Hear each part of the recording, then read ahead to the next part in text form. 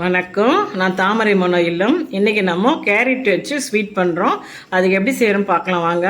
நம்ம 1/2 kilo carrot எடுத்துருக்கோம். இந்த கேரட்டை வந்து நல்லா கழுவிட்டு துருவிக்குவோம்.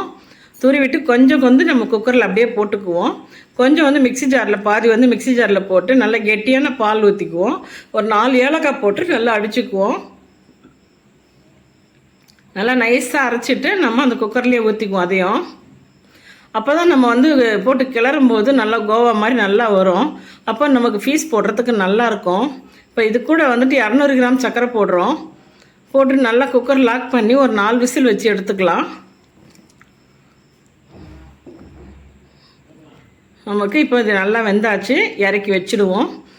வச்சுட்டு நம்ம ஒரு கடாய் வைப்போம். இப்போது கடாயில் வந்துட்டு ஒரு 50 கிராம் அளவுக்கு நம்ம நெய் போட்டுக்குவோம். நெய் போட்டுட்டு நல்லா வந்து முந்திரி திராட்சை போட்டு நல்லா பொன்னுரலாக வறுத்து எடுத்துக்குவோம். அது இப்போ இதை கூட வந்து நம்ம 1 கப்பு கடலை மாவு எடுத்துருக்கோம். அந்த கடலை மாவு வந்து நம்ம கொஞ்சமாக ஒரு ஸ்பூனில் எடுத்து போட்டு நல்லா கிளறி கொடுத்துட்டு நம்ம வேக வச்சுருக்கிற கேரட்டையும் எடுத்து இதில் போட்டுக்குவோம்.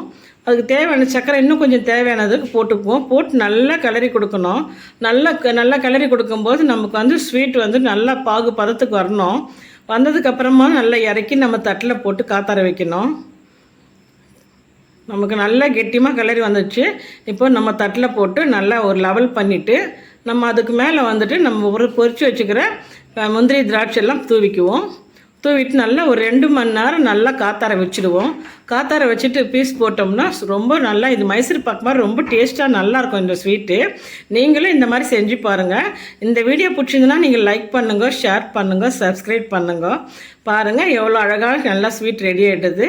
நம்ம அப்படியே பீஸ் போட்டு குழந்தைங்களுக்கு கொடுத்தோம்னா ரொம்ப சுவைச்சு சாப்பிடுவாங்க. தேங்க்யூ.